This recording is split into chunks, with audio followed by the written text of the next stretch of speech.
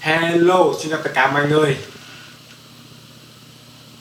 Như các bạn đã biết thì hôm trước có đăng một video là group play kênh Play TV tắt kim tiền và nhóm Thanh Đã.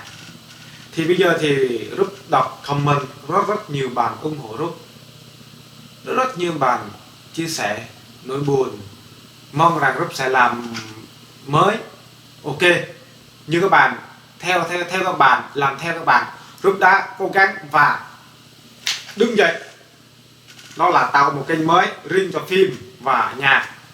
Có nghĩa là kênh này sẽ truyền cho nó bài bản một xí, nó hay hơn. Bởi vì như các bạn đã biết thì kênh Group TV thì các bạn thấy là nó rất là lộn xộn, nó trao xộn với nhau, nào là phim, nào MV, nào nhạc, nào cover, rồi nào cá nhân bản thân tôi, rồi ăn rồi uống, đi núi đi rừng, nó xáo trộn, nó cảm thấy nó lộn xộn quá, nên Group đã cố gắng trước tạo nhóm Play TV thì nó thất bại rồi, nó cục ngã rồi, nó hết rồi. Bây giờ thì theo nhu cầu của các bạn, theo ý kiến của các bạn, theo cái tấm lòng con tim của các bạn ủng hộ Group, và Group đã có gọi là sống lại, phấn khởi lại, lấy lại cái sức mạnh, nó là tạo một cái kênh mới. Đó, nó tạo ra kênh mới và cảm ơn các bạn. Đó là kênh Group FVM. Group FVM. Group là để đánh dấu cái sự tức là tên của kênh Group, từ Group TV. F là gì? F là phim, F phim, phở phim. V là video, vlog, cái vlog, cái nó tên là FVM. Vlog ở đây không phải là giống như cái nhân tôi, còn vlog có thể là một cái phim tài liệu nào đó. Đó, cái này là em là có thể là MV, em là em music. Đó, Group FVM. Đó, tên nó là một cái bài bản. Và cái kênh này Group cũng đang cố gắng tìm người để làm chung, và hiện tại chưa có. Bây giờ thì Group đang tạo như vậy đã. Và bây giờ thì Group đang có một bộ phim đang lên đây. Bởi vì phim đây là bộ phim Play TV hôm trước thì anh em chúng tôi có quay trước đó rồi, hồi Group chưa cắt tóc đâu, bây giờ cắt tóc rồi. Mà phim là lâu, còn hơn 1 tháng rồi mà chưa dừng luôn, và Group đã dừng rồi. Ok, bạn phim này sẽ up lên cái kênh Group FVM. Group sẽ để link ở phía dưới. Nếu các bạn muốn xem phim này thì bấm link ở phía dưới.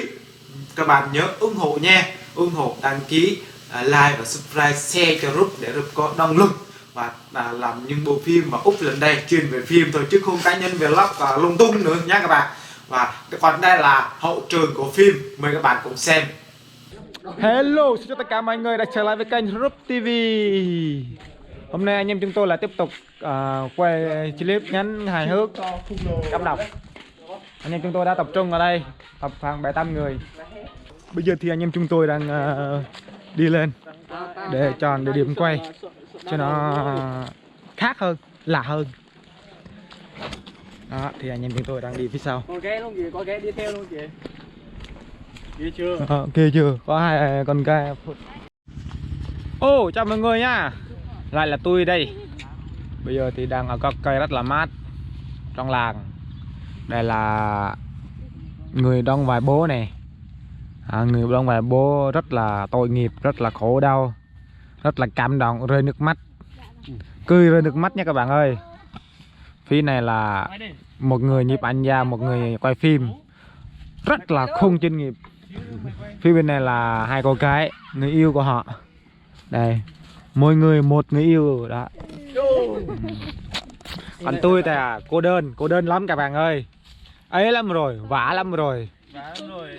Nếu mà các bạn có cô gái nào á, xin comment ở dưới giới thiệu cho Group nha. Mình muốn lấy vợ lắm rồi, mình già rồi, mình đóng phim miết là mình không có vợ, buồn lắm.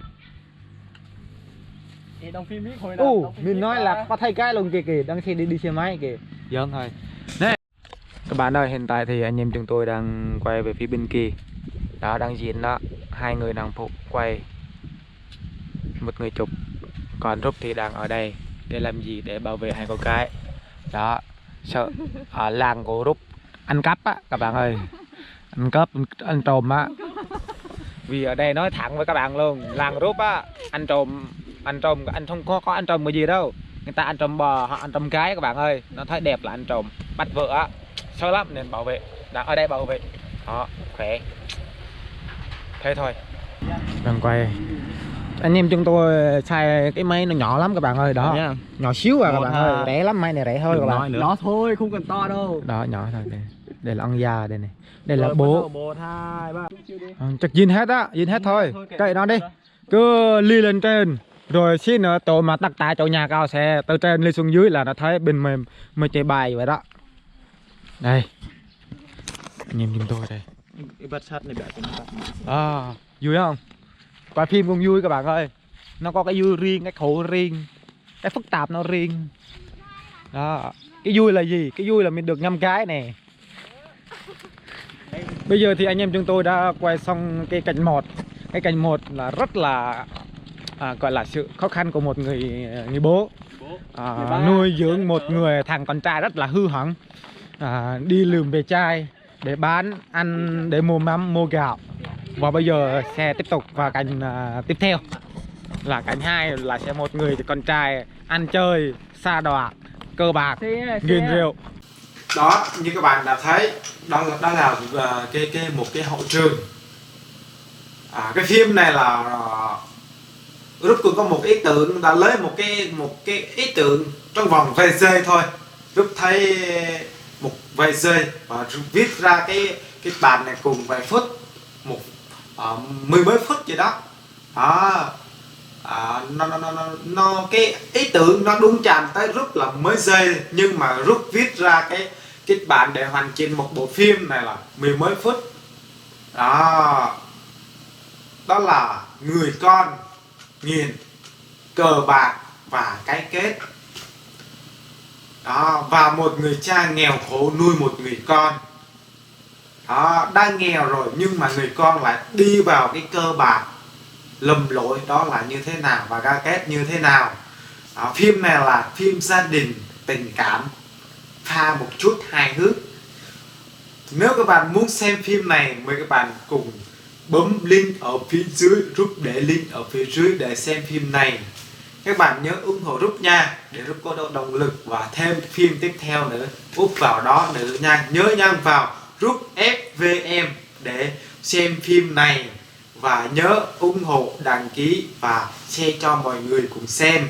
Rút rất muốn đem cuộc sống của mọi người ở trong làng tạo một bộ phim, tạo ra một cái thước phim cho mọi người xem và thưởng thức trong cuộc sống cũng như gần gũi mọi người hàng ngày. Rồi, cảm ơn các bạn nha.